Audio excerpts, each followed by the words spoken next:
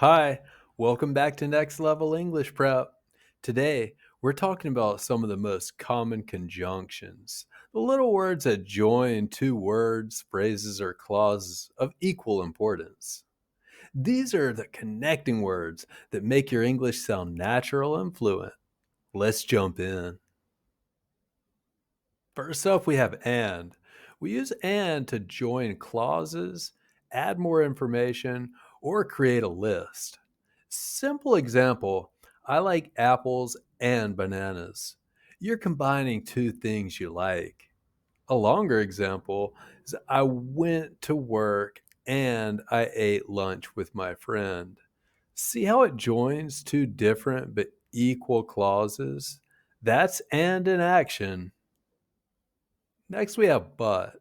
This one shows contrast or contradiction when things are opposite.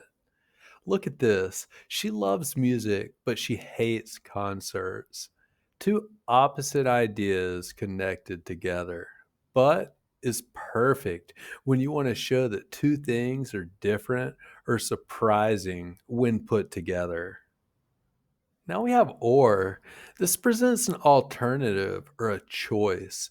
Would you like coffee or tea?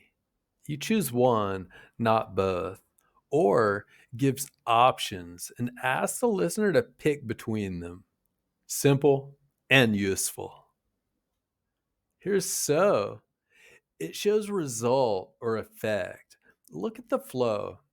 It was raining, so I stayed inside. The rain is the cause, staying inside is the result.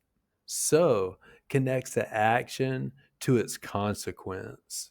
This is super common in everyday English. And finally, because. This shows reason or cause. I stayed inside because it was raining. Notice the difference between so. Same situation, but because explains the reason why something happened. The order is reversed. Result first, then reason. An important rule with conjunctions is remembering commas. We want to use a comma before the coordinating conjunctions when you're joining two independent clauses. That means two complete sentences. Look, I wanted to go for a walk, but it started raining. See how that comma is before the but? That's the rule. Two complete sentences need a comma. Time to practice. Pause the video and choose the correct conjunction for each sentence.